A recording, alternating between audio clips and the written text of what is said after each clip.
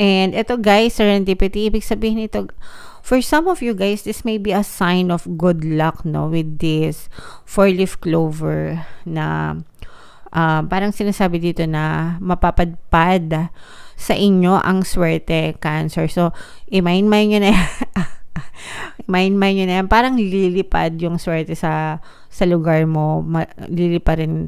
Parang lilipa rin ka ng swerte. Lilipad ka sa swerte or lilipad yung swerte sa'yo. Something like that.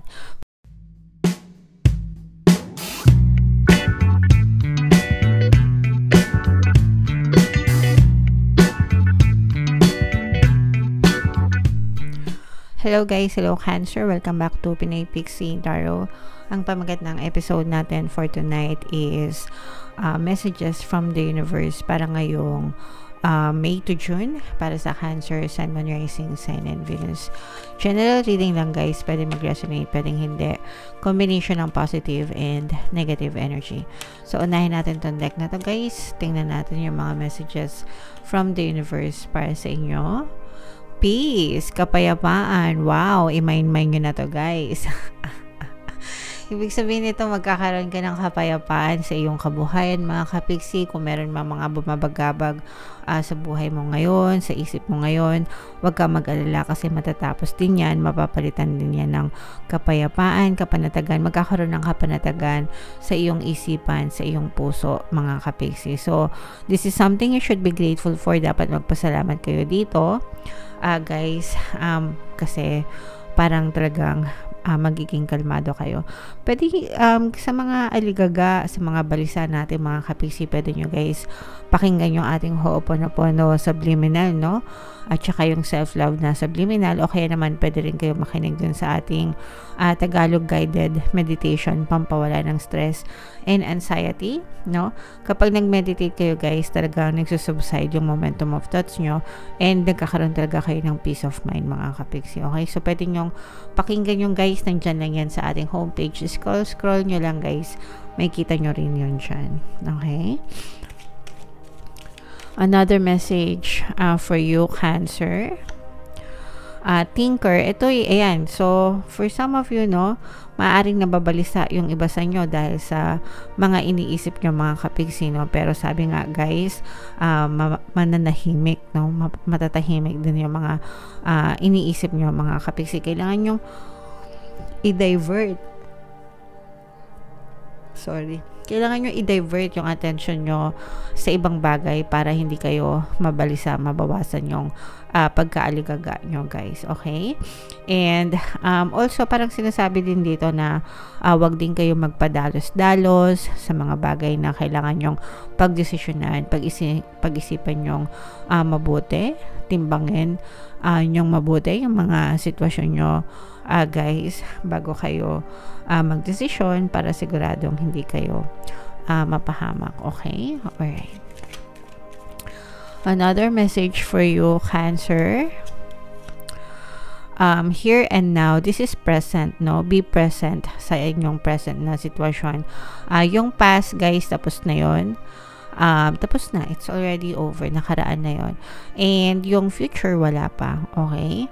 Pero yung present, yun lang yung meron tayo sa araw-araw na nabubuhay tayo, 'di ba? Ano lang yung na-experience nyo palagi. Yung present, yung nandito, yung now, okay? So make sure that you make the most out of your now. Make the most out of your present moments, mga kapiksi. Yung na-experience nyo sa present nyo, resulta yan, bunga yan ng iyong mga past dominant thoughts, past belief, mga kapiksi. Alright? Napaproject siya sa inyong physical reality right now. So, kung gusto nyo na maging maganda yung future nyo, magtanim kayo ng mga magagandang thoughts, magagandang belief system sa present moment nyo. Dahil yung mga tinatanim nyo right now, ang magiging bunga ng iyong future, mga kapiksi. Okay? Alright. So, yeah. Another message for you, Cancer. The tribe, this is family. Okay? pagbuhusan ng atensyon, mga kapiksi, yung iyong pamilya, yung iyong connection sa iyong mga mahal sa buhay. Sometimes hindi lang family yung ating, ibig sabihin hindi lang kadugo natin yung ating family. There are people na nasa paligid natin na tinatrato nating pamilya, like yung mga kaibigan natin, di ba? Sometimes mga kapitbahay natin kasi tayo magkakasama.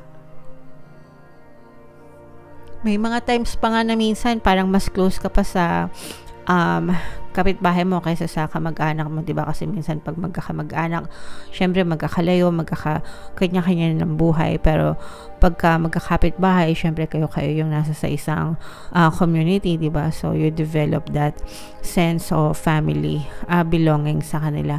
Pero regardless, kahit sino pa yan mga kapiksi, make sure na pinapahalagahan mo yung mga tao sa paligid mo, especially the ones that you treat as your family o kaya yung pamilya mo talaga mga kapiksi. Okay? Sa kanila kayo kumuha ng lakas and magtulungan kayo, di ba? Wala kayong hindi kakayanin basta kasama niyo yung pamilya niyo mga kapiksi. Okay?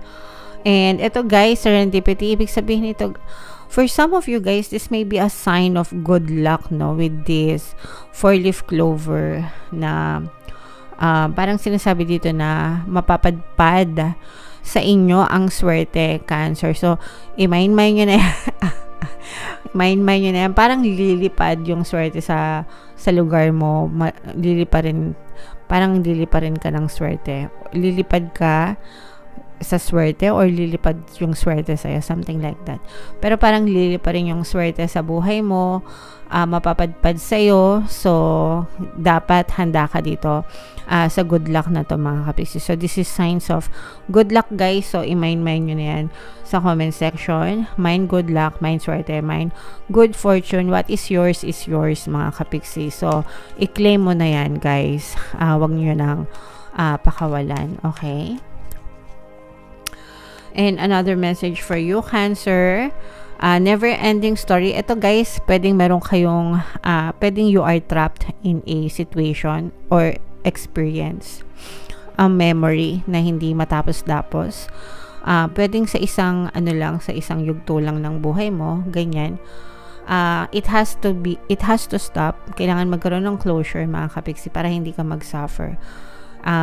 Acceptance and forgiveness is yung the best para maputol yung connection nyo dito sa nag-i-spiral na. Kasi nahihirapan ka dito. So, sa kahit anong aspeto to guys, pwedeng nahihirapan ka sa relasyon mo, sa trabaho mo, yung mga past experience mo, sa family mo, ganyan. Whatever applicable siya. Pero kailangan mong makawala dun sa memory na yun. It's just a memory. Especially kung sa past yan guys, memory na lang yan, no? It's just a memory. Kailangan nyo lang i-divert yung attention nyo sa ibang bagay para hindi nyo na maalala yung mga memories na yun. Because the more na you bring back those memories, the more na iniisip nyo siya, the more na nare-register pa siya sa inyong subconscious mind. So, nag-active, kumbaga nagiging active pa siya. Yung neural pathways sa brain nyo, mga kapiksi. So, dapat i-divert nyo yung attention nyo sa ibang bagay. Kailangan magkaroon ng forgiveness, acceptance para lumuwag sa yung dibdib nyo.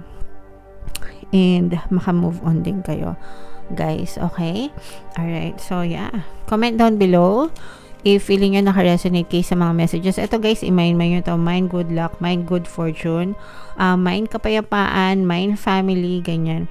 Para yan yung mga magagandang energy pwede nyo ma-experience sa yung physical reality.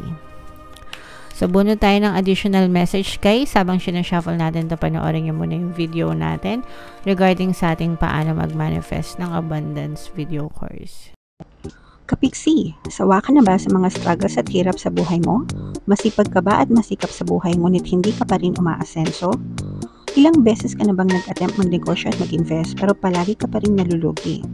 Sa pagkakataon na ito ay maaaring may subconscious beliefs ka na nagiging balakid sa iyong pag-unlad at pagyaman. Introducing, paano mag-manifest ng abundance video course. Dito ay matututunan mong ma-overcome ang mga balakid mo para tuluyan ka ng umunlad, umasenso, sumagana, maging matagumpay, successful at maswerte sa iyong kabuhayan, pera, trabaho, negosyo, salapi at kaperahan ng bonggang-bongga. Dali, mag-send na ng email sa pinoypixietaro@gmail.com at simulan na ang iyong pagyaman ngayon. Alright. So, sabay-sabay tayo, guys. Magpayaman ngayon 2024. Mag-avail na kayo ng course. Sobrang ganda yan, mga kapiksi. And ngayong March or May, meron tayong pwede kayo mamili ng promo, guys. Pwede kayong mamili ng 1 free pampaswerte subliminal o kaya naman 200 pesos na discount. Sa lahat lang yan na mag-avail ng course until May 30, mga kapiksi. Kaya mag-avail na kayo. And meron din tayong email coaching, manifest your desires using the law of attraction. If meron kayo mga specific na gusto nyong i-manifest, guys, pwedeng love and relationship, pwedeng money or career, pwede kayo magpabook ng email coaching session with me. Mag-send lang kayo, guys, ng email sa pinoypixietaro@gmail.com. So, ito, Cancer, sobrang ganda ng message, no? Pakinggan nyo mabuti. Attack, pain, fear, judgment, and any form of separation are merely calls for help. Ito, kung mapapansin nyo, guys, these are all negative words, negative emotions, no? Attack, pag-atake, yung pain, yung sakit, yung fear, yung takot, yung judgment, yung panghusga, no? And any form of separation, any form of negative emotions, mga kapiksi, they are merely call for help. So, pagka may mga ganyan kayong nararamdaman, guys, depression, stress, ganyan, anxieties, worries, yung mga sakit, feeling nyo parang hindi nyo alam kung anong gagawin nyo, mga balisa, aligaga, no? Those are call for help. Sometimes, may mga tao na kinakaya nila on their own, pero there are situations na hindi talaga, minsan, no? Parang sasabog ka na sa pag-iisip, hindi mo na alam yung gagawin mo, okay lang na humingi ng tulong, especially sa family, kasi sila naman yung unang-unang tutulong sa inyo, mga kapiksi, no? Sometimes kailangan lang nating mailabas, sometimes kailangan lang natin ng may masabihan, guys, no? And gawin nyo, mga kapiksi, okay? O kaya naman, huwag kayong mahiya, kasi especially yung depression, di ba? It's a serious illness, or hindi ko alam, illness, disease, whatever, kung ano man yung term, pero seryoso siya. And sometimes there are people na nagsusuicide or kinikilit nila yung buhay nila dahil sa matinding depression. Ano yan, guys, diba? Even sa mga dramas, even sa mga movies, sometimes dinidisplay yan or pinapakita yan na dahil sa matinding depression, kinukuha nila yung sarili nilang buhay. So, sa mga kapiksi natin na madali lang sabihin yung depressed ako, stress ako, pero iba pag seryosong level na. So, reach out, guys. Make sure na mag-reach out kayo sa family nyo, sa mga kapiksi natin na naka-resonate, kung ano mang emosyon yung inyong pinagdadaanan. Iiyak nyo, magdasal kayo habang nagpe-pray kayo, guys. Isumbong nyo lahat sa nasa taas yung nararamdaman nyo, and speak to people, mga kapiksi. Okay? Pwede rin kayo mag-join ng mga communities, guys. Sa social media, marami ng ganun. Para makilala nyo na, malaman nyo na hindi kayo nag-iisa, and there are people who are also suffering like you. So, wag kayong mahiya, no? And ask for help. Okay? Alright. So, comment down below, guys, if feeling nyo naka-resonate kayo dyan. Guys, ito yung ating mga pampaswerte subliminal. By the way, no, meron tayong Ho'oponopono and self-love subliminal sa mga kapiksi natin na nagdanas ng emotional pain. Pwedeng-pwede yun sa inyo, mga kapiksi. Okay? Ito yung mga pampaswerte subliminals natin, guys. Pakinggan nyo para makatulong. And ito naman yung ating success stories ng paano mag-manifest ng abundance video course. Click here to subscribe, guys, and click here to join our membership program. Thank you for liking, sharing, and subscribing. And see you again next time. I love you all, guys. Have a nice day. Bye-bye.